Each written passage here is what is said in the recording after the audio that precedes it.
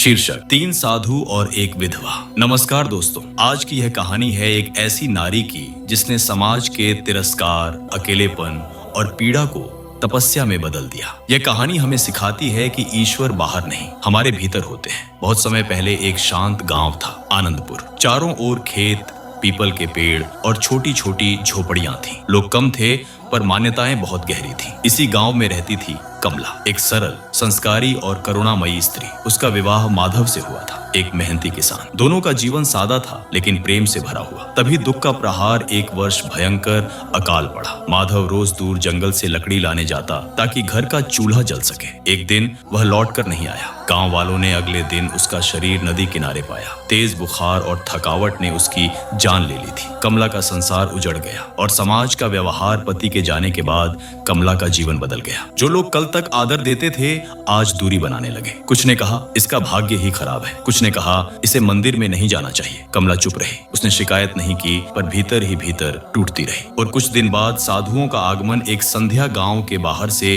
3 साधु आए। साधारण वेश पर चेहरे पर गहरी शांति। उनके नाम थे योगेश्वर, धर्मपाल और आनंदराम। जब उनकी दृष्टि कमला पर पड़ी तो योगेश्वर ठहर गए। उन्होंने कहा यह स्त्री टूटी नहीं है, यह गढ़ी जा रही है। गांव वाले चकित रह गए। तभी साधु ने पहली परीक्षा। एकांत रात को साधुओं ने कमला को बुलाया। योगेश्वर बोले, यदि तुम अपने दुख को समझना चाहती हो तो आज रात श्मशान के पास दीप जलाकर बैठो। डरो मत, बस स्वयं को देखो। कमला कांप गई पर उसने हामी भर दी। पूरी रात वह वहां बैठी रही। डर आया, आंसू आए पर वह भागी नहीं। सुबह होते होते उसका भय शांत हो गया। फिर दूसरी परीक्षा। क्षमा। धर्मपाल बोले, जिस व्यक्ति ने तुम्हें सबसे अधिक अपमानित किया उसे भोजन कराओ। कमला चौंकी। वह व्यक्ति वही था जिसने उसे मनहूस कहा था, पर उसने उसे भोजन दिया और मन से क्षमा की। उस दिन कमला का बोझ हल्का हो गया। और अब तीसरी परीक्षा।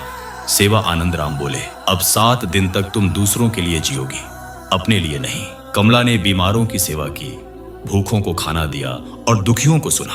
उसके पास कुछ नहीं था फिर भी वह देती रही। फिर जागरण। 7वें दिन साधु फिर आए।